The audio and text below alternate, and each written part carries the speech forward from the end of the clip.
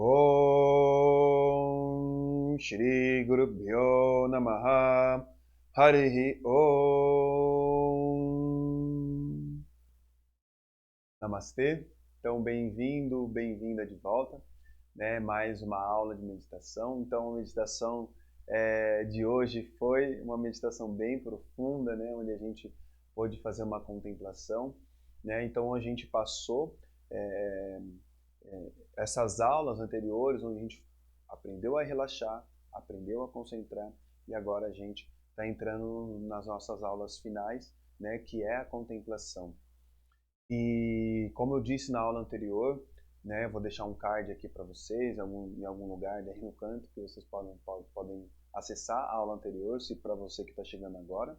Né, esse é um curso grátis de meditação, onde a gente está fazendo passo a passo, né, de uma forma básica, né, que vai percorrer por todas as meditações que você pode querer conhecer ou entrar em contato. Ela vai seguir essa mesma base: um relaxamento, uma concentração e uma capacidade de contemplar. Né? Todas as meditações de qualquer tradição vai seguir pelo menos esses 3 passos. E aí, dependendo da tradição, realmente ela vai complementando com alguma outra particularidade ou não. Na aula passada, então, a gente falou sobre esse exercício de autoobservação, né, e a grande importância, né, e a profundidade de entendimento do que é autoobservar. E é algo que a gente realmente faz em qualquer momento, que não está ligado a uma religião, né? E também não está ligada a quem não tem nenhuma religião, né? Porque você está com você o tempo inteiro, né? E só basta você colocar a sua mente para aumentar a capacidade do qual ela já possui. E a natureza da mente é equilíbrio, a natureza da mente é paz, a natureza da mente é a plenitude. Mas a gente precisa limpar esses conceitos que a gente carrega sobre a autoobservação, sobre o exercício de meditação, sobre conhecer a si mesmo, autoconhecimento, espiritualidade, que nesse ponto de vista a gente percebe que todas essas palavras, elas nada mais são do que sinônimos para indicar algo que você precisa conhecer. Então, nessa separação apenas didática que eu fiz entre autoobservação e meditação, até mesmo para quebrar um pouquinho desse conceito que a gente tem sobre meditação, onde a gente compreende que a autoobservação é o exercício de meditação em movimento. E a meditação é o exercício de autoobservação parado. Então, se você grava essa frase, e eu tenho certeza que quanto mais você se aprofundar nesse questionamento e tentar entender essa frase de que a autoobservação é o exercício de meditação em movimento, enquanto a meditação é o exercício de autoobservação parado, o que é muito mais difícil. Porque mais fácil é eu colocar essa disposição da mente reduzindo o meu campo de percepção para o corpo, reduzindo o meu campo de percepção como estão os meus olhos, a minha respiração, como que ela está, a minha fala, qual é o tipo de como que eu estou falando, se eu estou falando muito rápido, se eu estou falando muito devagar, para você prestar atenção um pouco mais na forma como você fala, na forma como você se gesticula e tudo mais. Essa autoobservação é algo que você pode fazer em qualquer momento, que depende de religião ou se você é ateu. Já a meditação, dentro da tradição do yoga, ela tem uma continuação da explicação que eu dei lá atrás, onde eu disse Sayati Vritti Pravaha Iti Dhyana, uma conexão de um fluxo de pensamentos da mesma espécie é chamado de meditação. Então, esse Sadyatiya, ele essa mesma espécie, né? Vritti, um dos significados é conexão. Pravaha, né? Esse fluxo, né? Esse fluxo E como eu disse na aula passada, esse fluxo é algo contínuo, não tem começo. Nunca começou e nunca vai terminar, entende? Não tem começo e não tem fim. Só simplesmente surge na mente. A emoção surge, aparece, o pensamento surge na mente. Vem uma pergunta na mente. Do nada vem uma pergunta. Né? Esse do nada, enfim, entre parênteses, né, é um assunto para a gente poder conversar em próximas aulas, porque o mundo é determinístico, não probabilístico. Então, nenhuma folha que cai da árvore cai ao acaso. Né? Mas isso é só um parênteses. Então, a meditação, ela é esse fluxo, né, de pensamentos. Né? Então, esse fluxo de pensamentos que eu percebo na minha mente, né, e que ele é contínuo, ele não tem começo, não tem fim. Então, saber a origem do pensamento, da onde o pensamento vem, de verdade, não é tão útil para nós, né, dentro do processo de meditação. E sim, o que é extremamente útil é essa lacuna que existe, né, entre a mudança de um pensamento para outro pensamento. Porque você não pensa em duas coisas ao mesmo tempo. Existe uma mudança entre quando você está pensando em comer e quando você está pensando no que você, nas suas responsabilidades. Então, quando você está pensando em um, você não está pensando em outro, e vice-versa. Mas, da mudança de um para um, é um campo muito sutil. Existe um campo muito sutil, uma transferência de um para outro, aonde não existe verdadeiramente um pensamento, mas sim o pensamento de eu, que é a natureza da mente. Esse pensamento de eu apresenta para mim quem eu sou de verdade, quem a mente é de verdade em sua natureza. Mas quando a mente não está nesse estado, ela está ou remoendo os pensamentos do passado, ou remoendo e sofrendo antecipadamente algo lá do futuro, trazendo para o agora e sofrendo agora o que pode nem vir a acontecer. Então a meditação, eu quero dar uma vírgula aqui agora para esse entendimento de uma conexão de um fluxo de pensamentos da mesma espécie é chamado de meditação. Vírgula. Ishvara Vishayaha. Vishayaha é um assunto, uma visão, né, onde a gente mantém os olhos ali. Você manter ali, a atenção ali. E por mais que está acontecendo um monte de coisa, seus olhos estão ali. Então é esse Vishayaha. Ishvara, aquele que está em todo lugar.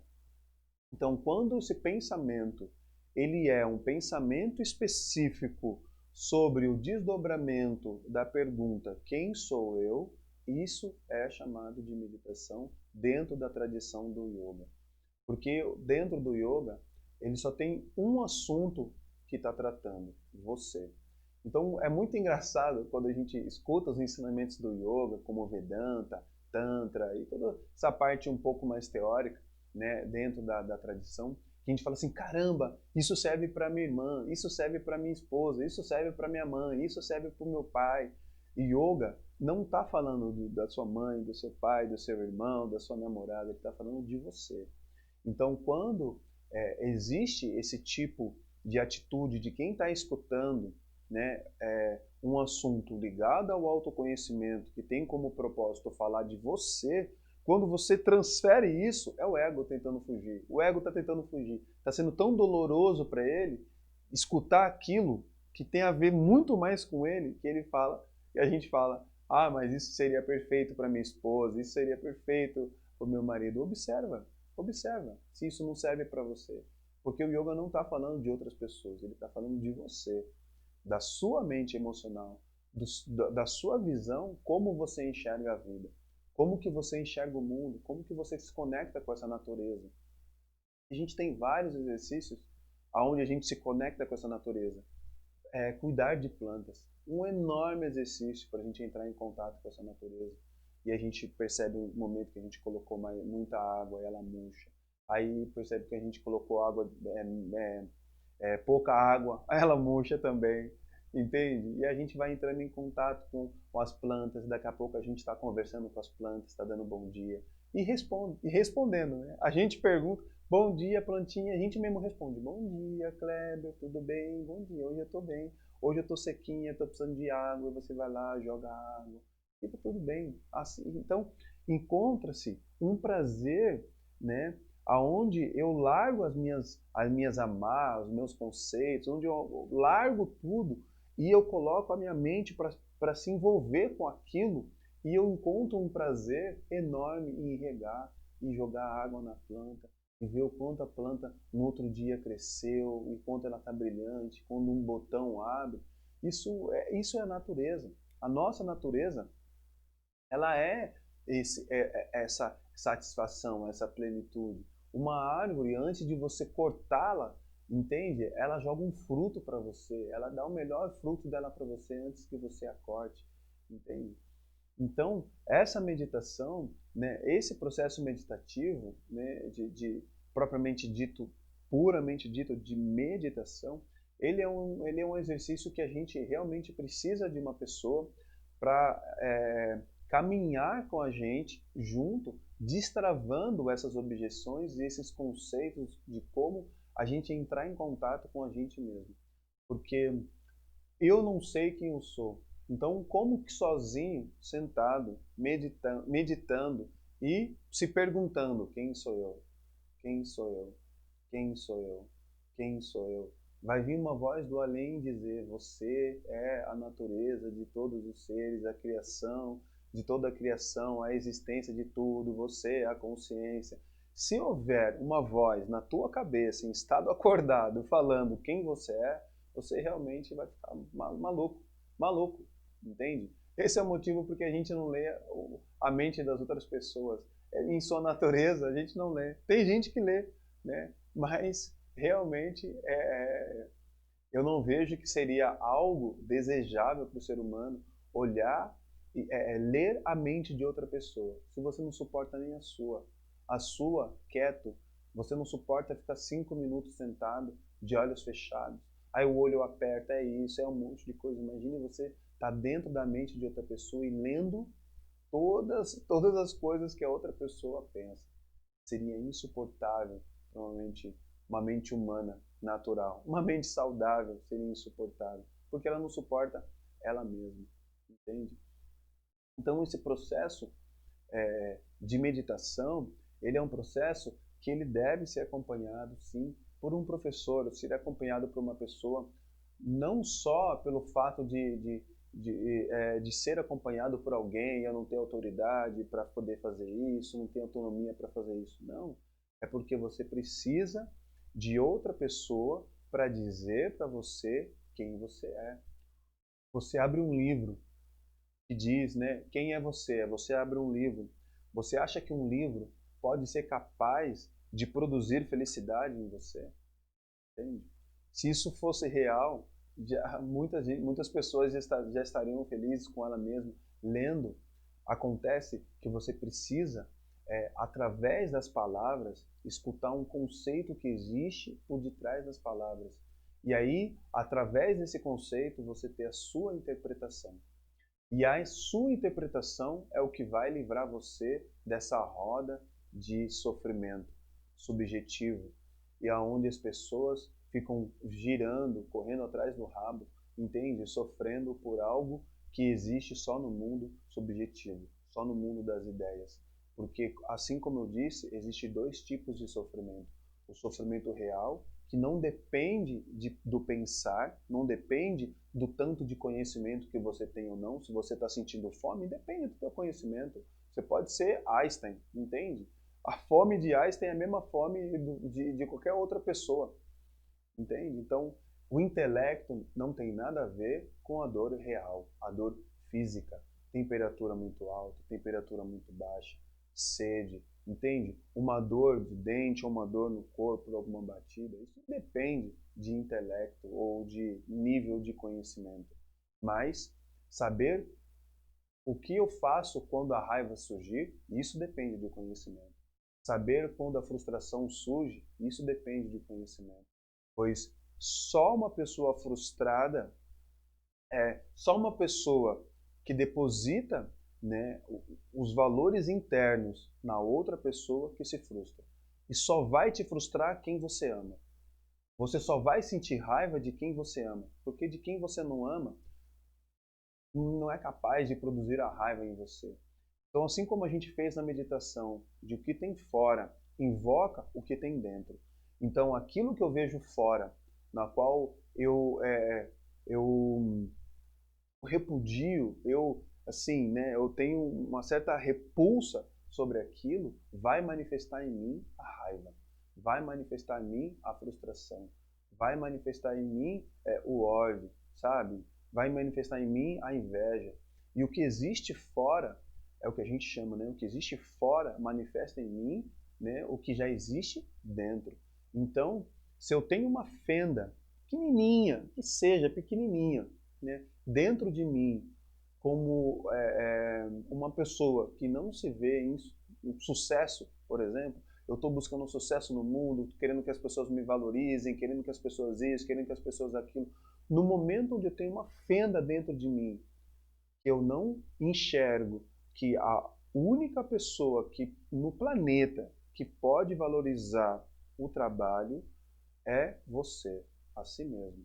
Não existe nenhuma outra pessoa, anota isso, nem existe nenhuma outra pessoa na face do planeta capaz de dar o real valor para a habilidade que você tem, para aquilo que você faz muito bem, para a arte que você desenvolve. Não existe uma pessoa no planeta capaz de valorizar esse seu trabalho, porque esse seu valor vem de você.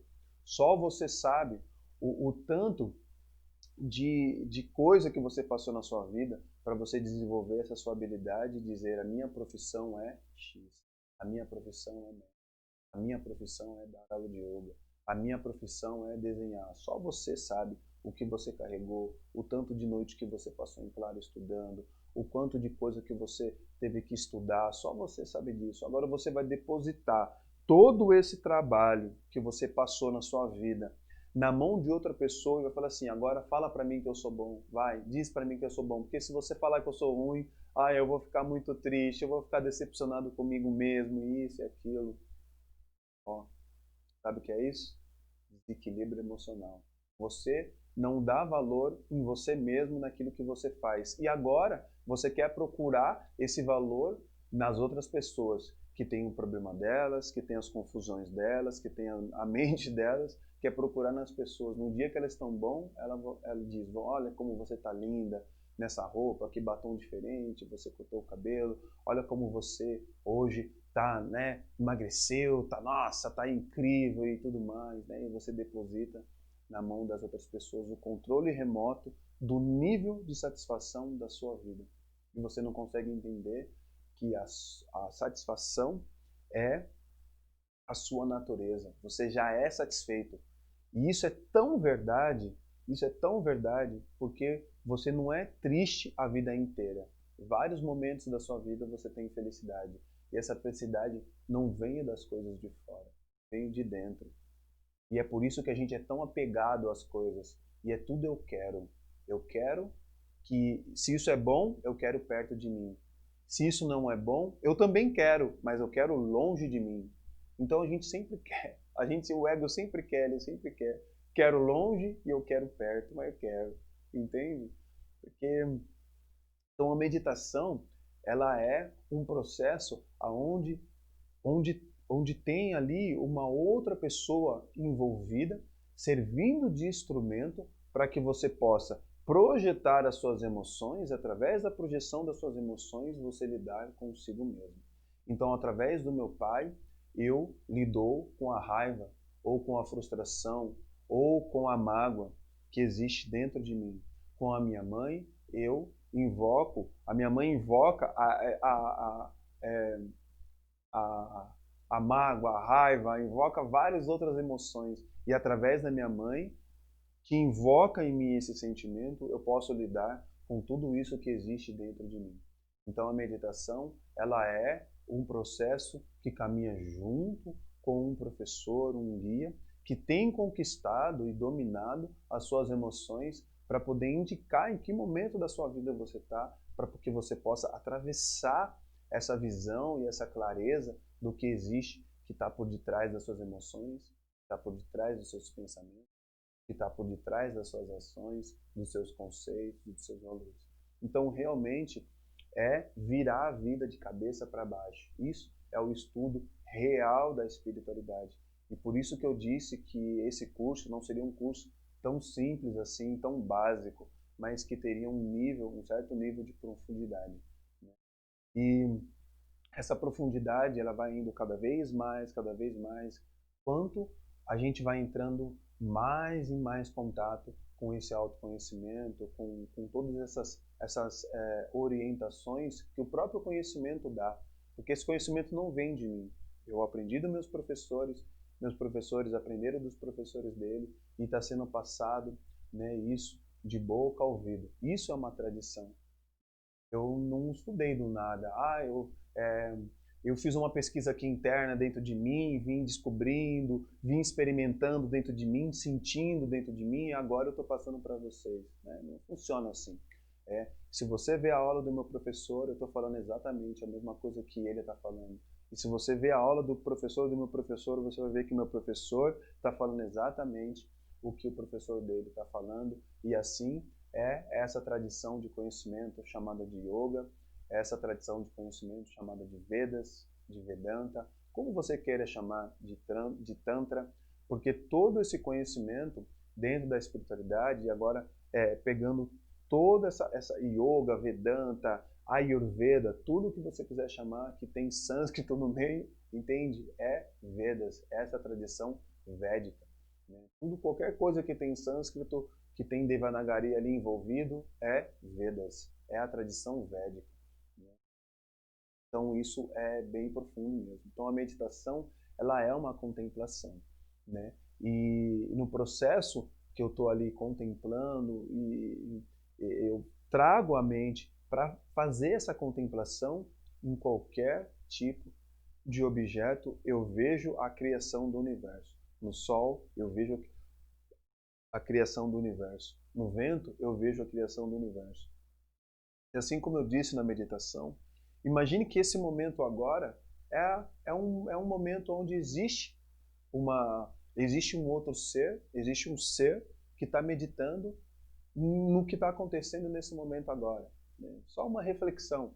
Imagina alguém meditando nesse momento agora, que está sentado, você está sentado, ouvindo a aula, ouvindo cada palavra, entende? Daqui que eu estou dizendo, tentando compreender, fazendo um esforço para compreender, talvez tendo uma clareza, tendo algo, falando, caramba, que coisa, eu nunca tinha pensado isso, e o negócio está fluindo e abre uma emoção dentro de você, você sente uma coisa, imagina que tem alguém, né, pensando, e a gente está aqui quebrando a cabeça, né, querendo descobrir quem a gente é, e tudo que existe aqui é fruto, né, daquele que está meditando. E esse que está meditando, se você é fruto dele, você é o próprio meditador. Se você é fruto da criação, você é a própria criação. Entende? E isso é algo para a gente digerir e ficar, né, para a gente poder ficar com essa reflexão e pensar nisso de novo e de novo. Om Shanti Shanti Shanti.